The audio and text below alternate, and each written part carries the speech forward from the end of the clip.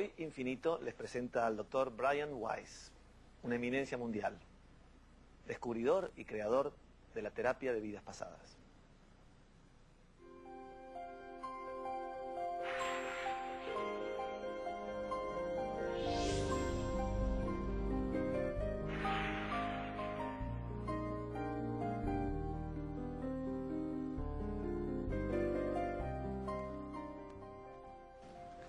Well, Dr. Weiss, Brian, may I call you Brian? Yes, it's better, Brian. It's better for me, so I will call you Brian. First of all, be welcome to Argentina. I know you just arrived to give a seminar. You are going to do a seminar or a master class tomorrow? Or a special meeting tomorrow in Mar del Plata?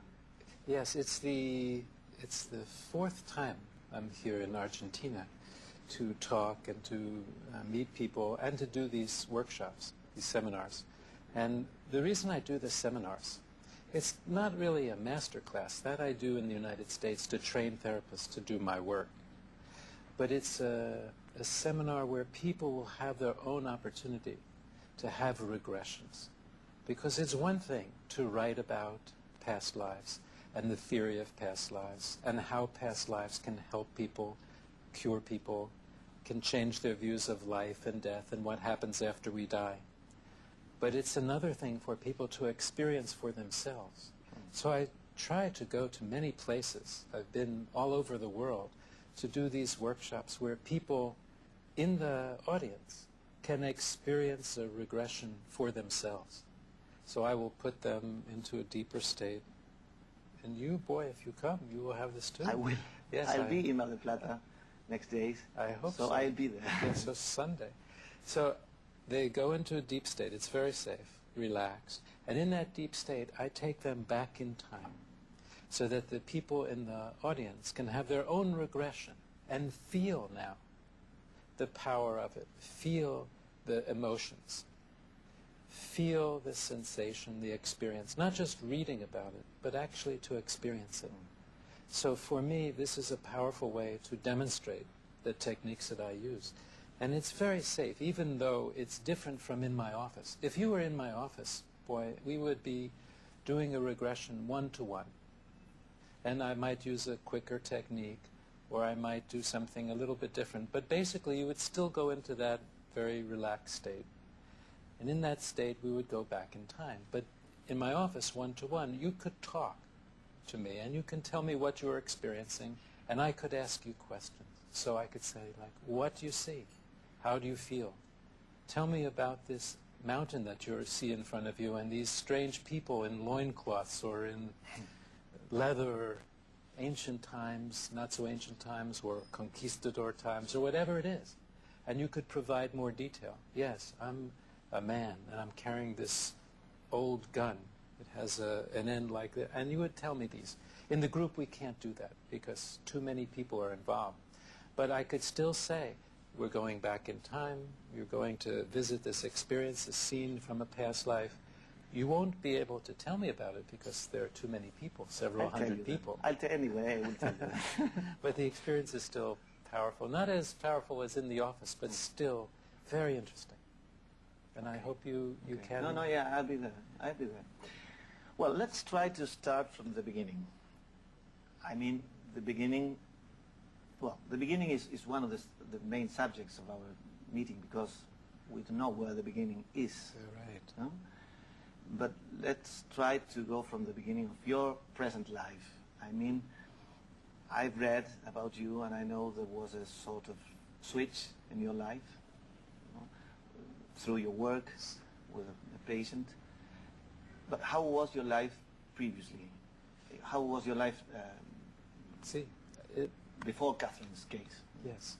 For me, there have been these two distinct parts to my life. So it was very clearly a BC. As we say in English, BC means antes Christ, so yeah. AC. But in English, it's called BC and AD, after death. So BC for me is before Catherine. Before BC. Yes, it takes that form. And my life was very much structured, and I would say a bit rigid, I was designing the foundation and the structure unconsciously for the work that came after. So for me it became very academic, and that was my life. I was building this structure. I went to college in the U.S., very academic, Columbia University, Yale University Medical School, became a physician, then a psychiatrist, also my training at Yale, which is a very important and famous university in the United States. And writing papers, scientific papers, book chapters, and becoming a professor, moving up the ranks academically, moved to Miami, Florida in 1974, becoming professor of psychiatry at the University of Miami and chairman of the psychiatry department at Mount Sinai Medical Center in Miami Beach. Very rapid advancement in the academic world. And I had written more than 40 scientific papers and book chapters. And that was my life before Catherine, academically. Otherwise, my life was going, I wouldn't say smoothly, because there was a death of a child in this time before Catherine, and the death of my father. But my marriage was a long-time marriage. My wife and I have now been married 39 years. We met in 1963. I can't even do the mathematics anymore. And we were young, very young, but it was like almas gemelas. It was, love came very quickly, and we're still together after all of these years. But that part was going well, except for the death of my first child, a son, who died in 1971, about 9 years before the therapy with Catherine began. Mm-hmm. And then I had 2 children after that, so they're grown now, and that part was going well. My professional life was going very well also. And I was kind of what a psychiatrist has become these days, a secular priest. So I was more agnostic. I did not believe in reincarnation, not in past lives, very skeptical about these things, and did not believe in New Age, did not know much about it. Much to my embarrassment today, because that meant I did not have an open mind. I had already prejudged these things. And my mind, was following Freud and following the new field of biological psychiatry. And that was my life when Catherine came in and began the second half. Yeah. I did not realize this right away, but that was the beginning of the second part of my life. So we can say that in your present life, you have 2 lives, a little bit, no? Yes, exactly. And it's very different now, because after Catherine and finding out about past lives and spiritual dimensions and masters and all of energies, all of these other areas that I knew nothing about, now I changed completely in terms of my values, in terms of what's important to me and what is not important. But I didn't change the structure. The scientific structure is still there. So everything that happens, I still filter through that lens. That remains. It's like a base, Yes. When you build a building or you paint a painting, you create a base, and then you build more creative over that base. No? Exactly. So maybe it worked. It was important for me, because I think without that base, I wouldn't have the stability to filter what comes through now. Because in the New Age field now, there's a great deal, or this holistic field, or spiritual psychotherapy, whatever names you want to put on this. There are healing and healers. There's a great deal that is valid, that really works. And I've seen healers and psychics and others from all over the planet. Incredible things I've witnessed. And others who are not at all opportunistic and really not real. And I have to be able to filter what's real from what's not. That's where the base helps me a lot. And what happened when Catherine appeared in your life? Well, when she appeared in my life, at first nothing happened. because for 1.5 years we did traditional therapy. She wouldn't take any medicine because she had a lifelong fear of gagging or choking. And so she couldn't take medicine because she had difficulty swallowing. She couldn't swallow pills? No. And she had lots of symptoms: anxieties, phobias, depression, insomnia, panic. And so for 1 year, more than 1 year, I treated her with just psychotherapy. I had learned to do this, of course, in my training. We didn't make too much progress, a little bit, but not very much. And so I fell back on a technique that I had learned some years before Catherine when I was an intern. I had learned how to do hypnosis. Hypnosis is putting people into relaxed states so that they can concentrate, their memory is improved, and their body is very relaxed. It's a normal state. We're all hypnotized every day. When you drive your car and your mind wanders and you forget the last few blocks, but you didn't crash, that's hypnosis. When you're watching a movie and you're so absorbed and concentrating in the movie that you don't hear the people eating popcorn around you, that's hypnosis. Reading a good book and you don't hear the traffic, that's hypnosis. When you look into the eyes of the person you love, that's hypnosis. That's hypnosis, oh yes. Okay. A little deeper state. And there are many levels. So I use that with Catherine to put her into a deep state of concentration because she could not remember much from her childhood. Can we stop for a minute and we go back with this story? Sure. Okay, thank you. Volvemos en un minuto con el Dr. Brian Weiss.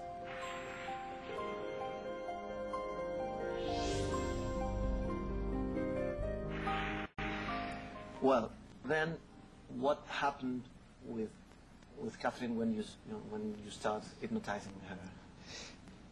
She was one of those people that can go very deeply. And the first time she went very deeply, she did go back to her childhood and remembered traumas from her childhood, significant traumas. And yet her symptoms persisted. She was remembering with emotion, which we call catharsis. And yet her symptoms were still there. So I thought, we have to go back even farther. Maybe instead of 5 years old, because she was remembering when she was 5, something happened when she was 3.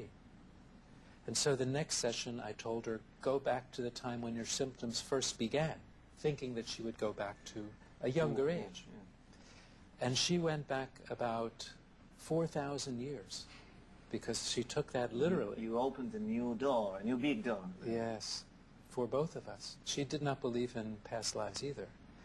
And she was with a different name and a different face and describing with vivid details and emotions a life where she drowned in a flood or a tidal wave nearly 4,000 years ago. Her baby being torn from her arms by the force of the water. She did not have any children in this life. And so this was confusing to me because the drama, the level of details that she was seeing visually was very strong, not like her daydreams, not like imagination. And she had 2 other lives that first time, and then she came out of the hypnosis. And already I could see changes beginning in her. She looked more relaxed. She was very tense, very anxious person. By the next week, she told me that her fear of choking or gagging had disappeared. This does not happen from imagination. She was sleeping better. Her anxiety was less. And week by week, as we went through the therapy, all of her symptoms disappeared without having to use any medicine in her case. And then that was shocking to me. I still had trouble believing because I was so academic, so rational, so left-brain, so skeptical at first. And yet something very weird or bizarre happened. About the 4th or 5th session, she died in one of these ancient lifetimes, floated above her body, finding a beautiful light, being replenished by the light. And she told me there were 2 people there at the light to see me, my father and my son, both of whom had died before the sessions with Catherine began. And she told me my father's name. She told me about my son's medical condition. She did not know any of these details, and there was no place to look it up. And she told me other very secret facts. Of your own life? Of my own life. So that confirmed that something new was happening? Yes, because I knew, and she is not an investigative reporter, not working for the FBI. She was a laboratory technician in the hospital. There was no place to look up this information. This was before the internet, before people had access to all of this information.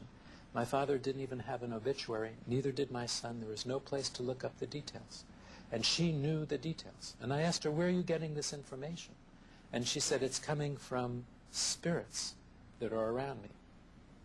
They're telling me. They're not in bodies. And that, to me, changed my world that instant. Because then I knew that if she was right about my father and my son, I believe she was telling me the truth about past lives also. And then... Was that scary for you? Yes, yes. Scary and comforting at the same time. Comforting because my father and my son were somewhere. And she said they were with these spirits. Their spirits. They were somewhere. They were alive. They didn't die when their physical bodies died. Scary because my whole worldview was turned upside down. And I didn't know that this other world existed. And here I was finding it out. That was the very moment when I knew, because I knew deep down, that she was telling the truth. The truth. A new truth for a you new and, truth. and for the world. Yes. And you went on with her, meeting new lives and yes. knowing more about reincarnation. Yes, she had about 10 or 12 lifetimes. And after that, she didn't need it anymore because she was cured. Those were the lifetimes that had a connection to her present life as Catherine. And then when she resolved those issues, it healed all of her symptoms. Along the way... she was healing the main traumas from those 12 lives that were still affecting her. Exactly. And along the way, she kept giving me messages from these masters. Messages about life and death and why people are here, what's the purpose of life. And since they were so correct about my father and my son, I was recording these sessions exactly. Because Catherine I was seeing in 1980, and 81, and 82, this is now 26 years ago. And I was recording every session word by word. So I did not write Muchos Vidas, Muchos Sabios for many years after Catherine because I was concerned with my reputation and my career. I had no intention to go public about this. That was your fear? That's right. And I had a very good position as chairman of the psychiatry department. This was jeopardized if I go public. Eventually I decided to do this with my wife's support and because we had come through so many things, through times when we had no money at all in the beginning, the death of a child, all of this together that we needed when I decided to go public. But you faced your new and your deepest mission here. Yes, that was part of it. Because since that time, it's been 26 years, I've now worked with more than 4,000 patients in my office, individually doing regressions. A lot of people. And people from all over the world, but also in groups. So if we add up all the numbers of people that I've had in groups during regression sessions, like here in Buenos Aires and Mar del Plata and Punta del Este and also Tokyo and Osaka and London and Madrid and Barcelona and everywhere. It's more than 100,000 people. And many of them have had experiences and written to me and confirmed their experiences, validated their experiences, had healing. So it's a huge number of people. But at that time, there was one, Catherine. So I taped every session, and I did for many years with other patients. And when I wrote the book, I wanted it word for word. So the editor edited the parts from me, like my story, where I went to school, or this and that. But I told them, you cannot edit from the tapes her part, because every word may have a meaning that I'm not aware of yet. Every paragraph, I don't know. Maybe there's something in it that I don't realize yet. Don't change that. Thank God for that, because I've had so many validations over the years that I didn't know at the time. For example, I was confused with Catherine's first session. How could she die in a flood or tidal wave?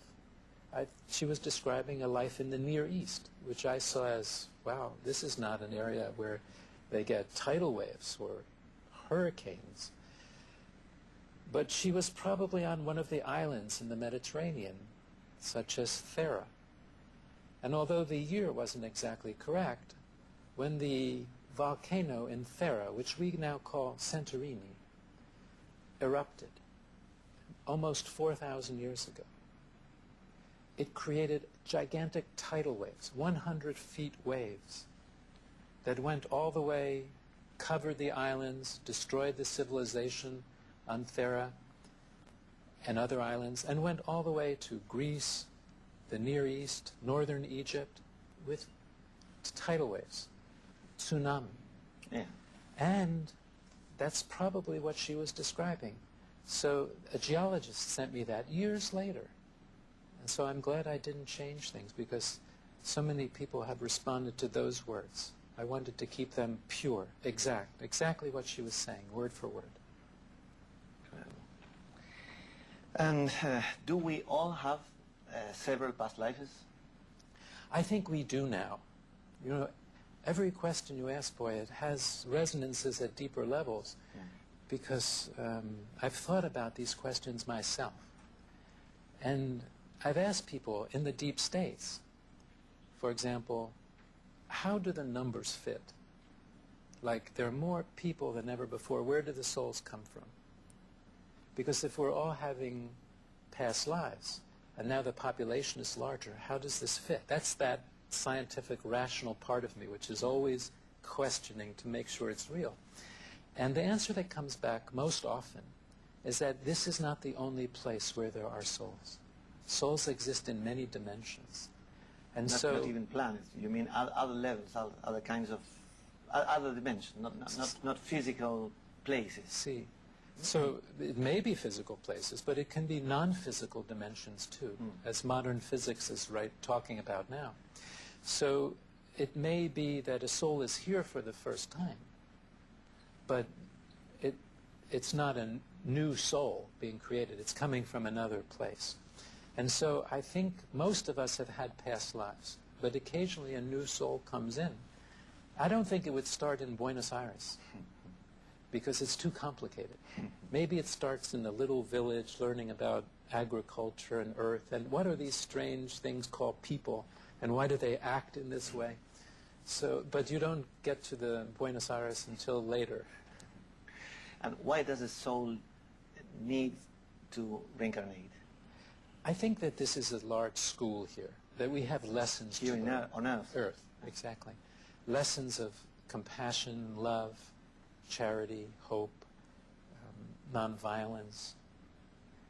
All of these lessons, patience. It's a hard school. It's a hard school. This is the hard place. This is the hard school. The other side, what people call heaven, which may have many different dimensions and levels also, that's not so hard. But here, in this school, we have physical bodies. We have pain. And that hurts. That hurts. Grief, loss. People die. We have illnesses. We have diseases. It hurts. So it's a very hard school. But it's a wonderful school, because here we have physical love. We have sensations, smells. We can see the sky and the waters. And it's a great school. It's a physical school. It's very, very difficult. But it's a good school. It's like school. It's like school. We remember our own schools in that term. So exactly. We come back in a minute. Enseguida volvemos.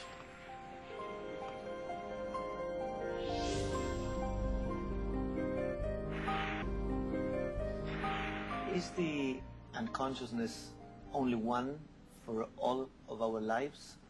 Or is an unconsciousness for each one life we live?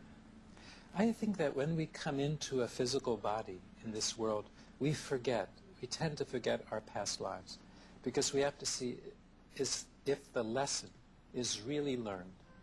That is, we forget our past lives. And many cultures have theories for why we forget the past lives. Pressing here, or crossing the river of Lethe, the Greek, because they all knew about past lives. Plato wrote about past lives. Many scholars and scientists and philosophers over the years. So why do we forget? And I think it's to see, did we really learn? For example, are we not violent now? Because we know in our hearts, deep down, that spiritual beings that we are not violent? Or is it because we were violent in the 14th century and we were punished for that? Or we had difficult lifetimes after that? But the real answer is within, looking within. Are we non-violent now? Because it's our nature. So that's why we forget. But now more and more people are remembering their past lives, because the world is in more danger now. We're in danger of man-made problems, global warming and wars and pollution and extinction of species, possibly catastrophic things. So it's very important. Now we're allowed to learn about our past lives, because we have to catch up spiritually with the technological advances. So I think now so many people are remembering their past lives either in hypnosis and regression, sometimes spontaneously, not through hypnosis at all. When you go to a city for the first time and you know your way around, say Prague or Berlin, and where the old church was, but the church has not been there for 200 years, but you remember, why isn't the church here? And you know where the secret room in the church was. These are documented true stories of patients who remembered past lives by deja vu, or in dreams. In dreams. I was thinking about which are the sources of dreams. Do they come from there sometimes? Sometimes it is a past life. It's not always Freudian. You may have a metaphor, symbol, yes. But sometimes when you dream of yourself in an ancient place, past time, it's not Freudian, it's not a metaphor. Maybe that's actually a past life fragment emerging into the dream. So many times I hear my patients talking about their dreams, and that's where we go in the regression session, because I know that's the door for them. They're already telling me where to go to help them. They are more free. I enjoy dreaming a lot, and maybe I have a sort of surrealistic grammar, no? And because they are more free than life. Yes. You find the connections in dreams are more free. Absolutely. We don't have our usual consciousness guarding the door. So the subconscious, the unconscious is right there. The usual barriers when we're waking are gone. So in dreams we can be more creative and answers can come. That's why dream interpretation is so important. But when we're awake, then our left brains, our logic, is getting in the way. So when we start to have a feeling, an intuition, an insight, we sometimes say, no, this can't be. This can't be. So for example, if you're walking down the street and you start to think of a schoolmate, a classmate that you haven't seen since high school or grammar school, for no reason at all, and you dismiss that. Oh, no, I have to pay attention here because maybe there's a store I want to shop at. And then you turn the corner and there that person is. But your intuition was telling you this person is near. In the dream, you know what it is. You can make the connection because your logical mind is not in the way. Yeah, intuition is called another thing. Intuition in dreams is just, it's more real. Yes, it's real. But actually intuition in waking is real too. We just don't give it enough credit. It's very important.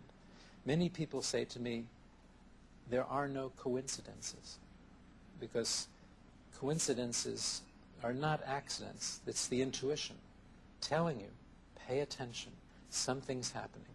So I now pay much more attention to intuition, to instinctive behaviors and thoughts and gut feelings, because before Catherine I didn't, and after Catherine this is one of the changes. Yes. And can we train that?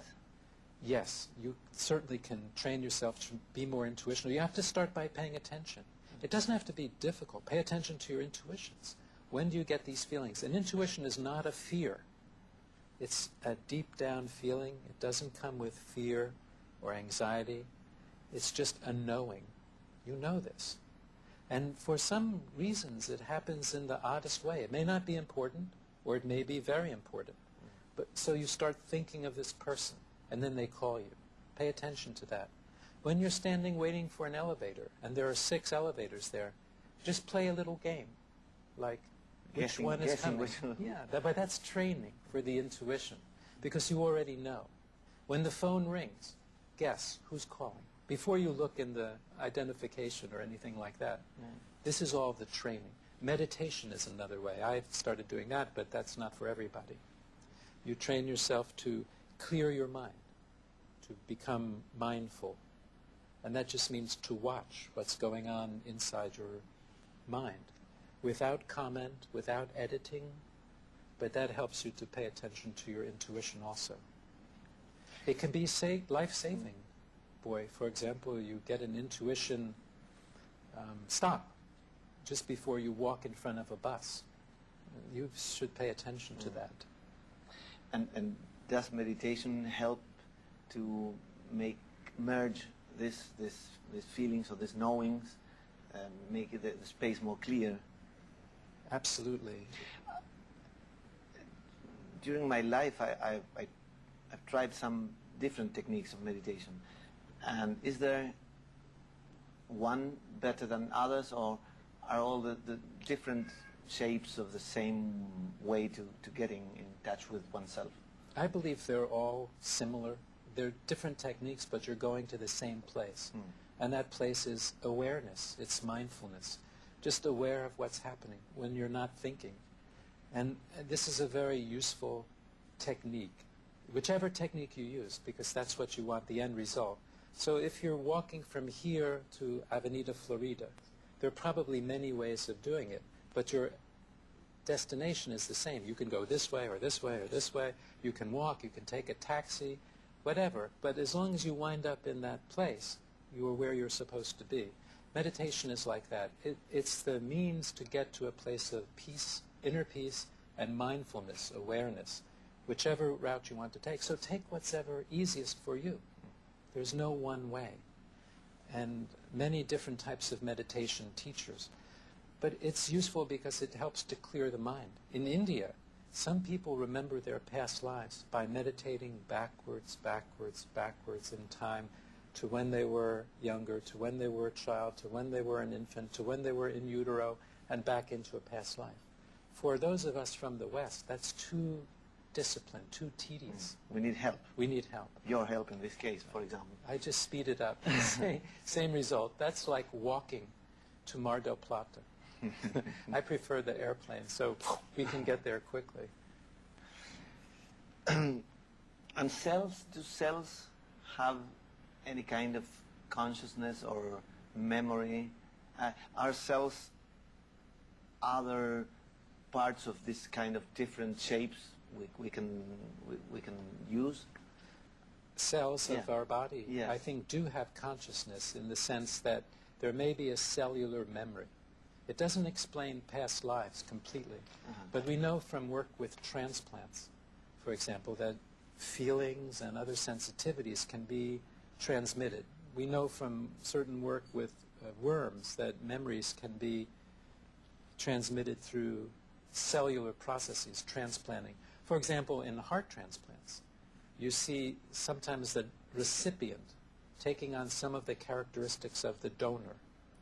For example, someone who has never drunk beer, doesn't like beer, then has a transplant and suddenly develops a taste for beer. And the donor loved beer. That kind of thing you see a lot of, and you know that this is a form of cellular transfer of some sort of sensitivity or memory. But with past lives it's more complicated, because so many times people who have died as children or young, not having passed on any genetic material, they didn't have any children, but they remember the lifetime as a child. So if you remember a lifetime, for example, and I'm making this up, I'm not a psychic telling you, where you died when you were 5 years old in Russia in the 18th century, You didn't have any children. You were only 5 years old. But now you remember in detail that life, what happened, the facts about Russia and your parents and things like that. That's not genetic. You don't have a genetic link to that little boy a couple of centuries ago in Russia. So we know that it's more than genetic transmission. And do we carry illness and sickness from one life to another one? Or, I mean, when we have when we are ill, does that come from other lives that we have to pass through them? Sometimes. It's a very interesting question. I'm actually thinking about that too, because certainly for psychological problems, yes. I've seen that a lot. Someone is thrown off a castle wall in the 15th century, and now they have a fear of heights. Catherine drowned, and she has a fear of gagging or choking. And she also wound up having a fear of water that I didn't even know about. So we bring those symptoms or illnesses, anxieties, depression, with us. Vulnerabilities. But then I was thinking, well, what about physical diseases like cancer or something like that? I know we bring pain with us. Absolutely.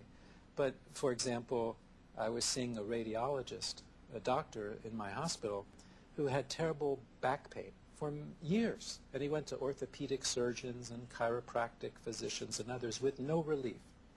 And he had to take medicine because the pain was severe, but he did not like taking the medicine because it made him tired and fuzzy. You know, his mind wasn't sharp. When we did a regression and he found himself as a soldier, one soldier, in a battlefield of thousands in the Middle Ages, and he was speared in the back. That's how he died in that life. And when he remembered that, his back pain disappeared. It doesn't prove the lifetime, but the pain disappeared. It changed his life completely. So and can we heal illness in that way? Yes, also? absolutely. Concrete illness. Concretely. And then I was thinking about cancers, and that maybe we bring a vulnerability, or substance abuse. You know, did you use alcohol in England in the 14th century to solve your problems and other times, and are you bringing that pattern forward into this life? Yes, people do that too. Not so much the illness as the vulnerability to the illness. And I find, yes, this technique does help a great deal with physical illnesses as well. All kinds. Asthma, and you found that you died in a fire in whenever, and the smoke inhalation, and that's why the breathing problems. Not all cases of asthma, but some. And I remember a patient I had from England whose asthma got much better when we found this cause in a fire several centuries ago in a past life. So I do think physical illnesses are also brought over, or the vulnerability, or the pattern. And through awareness, through understanding, we can solve those problems. We can heal those symptoms. There's also, boy, the understanding about death, that it's not what we think it is, that we're actually immortal because we're souls, spiritual beings. There's a beautiful quote from a Christian mystic whose name is Teilhard de Chardin. In English, it goes like this, because it has a nuance in it. He said, "We are not human beings having a spiritual experience. We are spiritual beings having a human experience." I love that quote. That's great. Because it captures the essence of our existence. We go on in a minute. Thank you, Brian. Good. Ya volvemos con el Dr. Brian Weiss.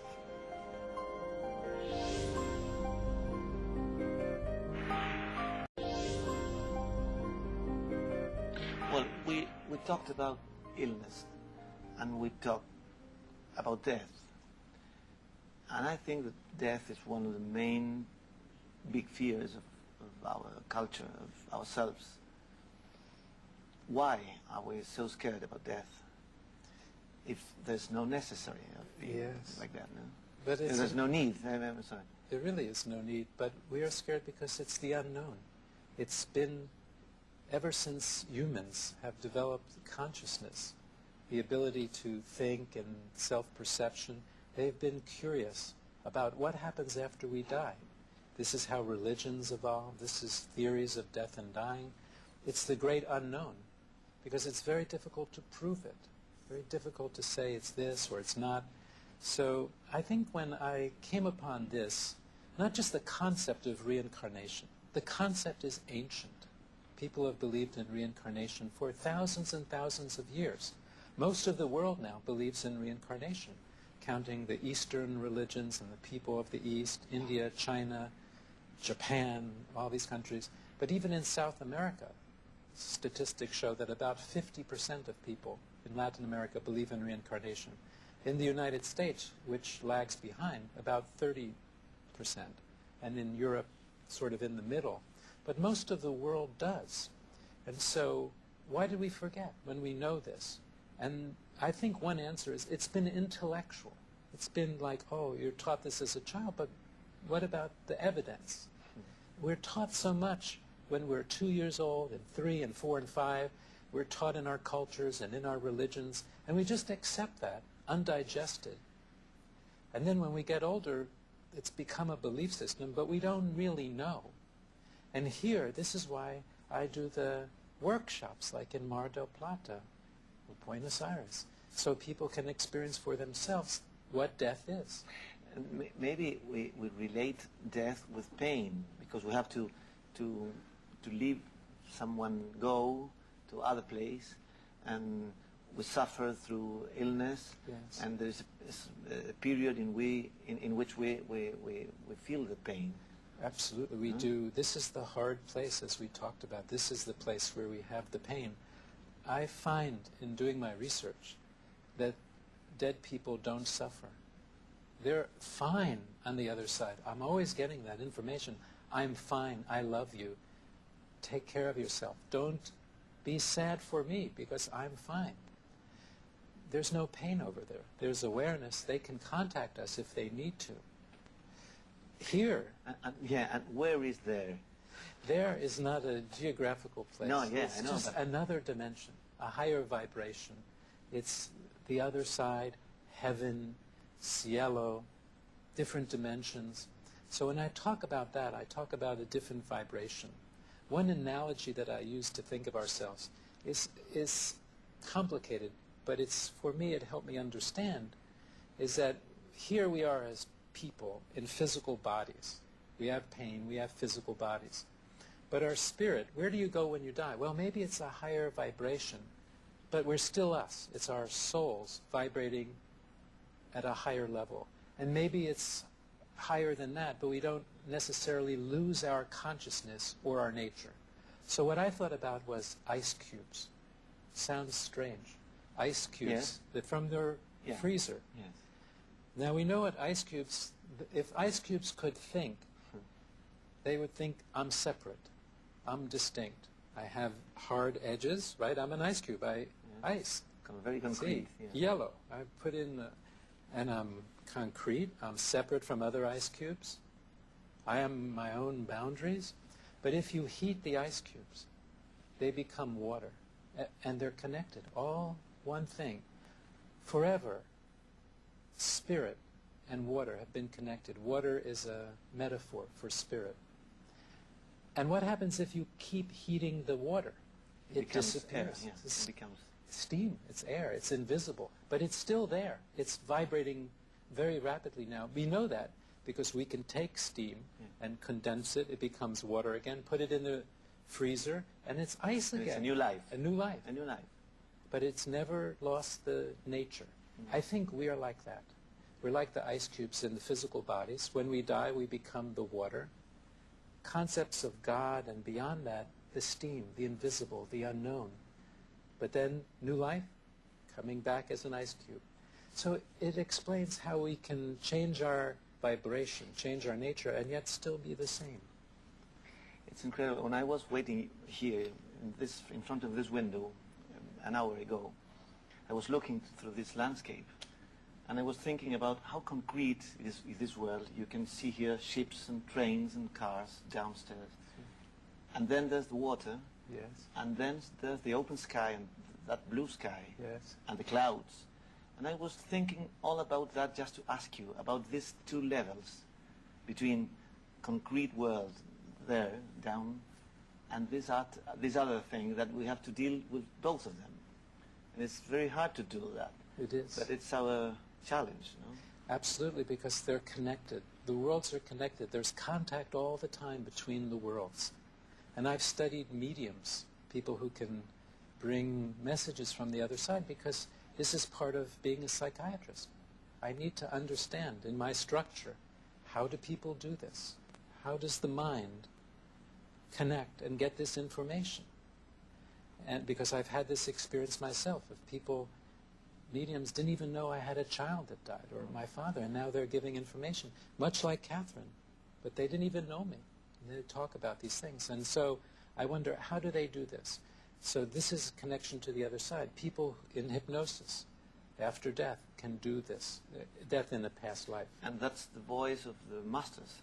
It may be, yes. I think they're spiritual guides, masters, angels, whatever word you want to use. So often we as humans get distracted by a word, and we forget. So people say to me sometimes, boy, they'll say, well, what are masters?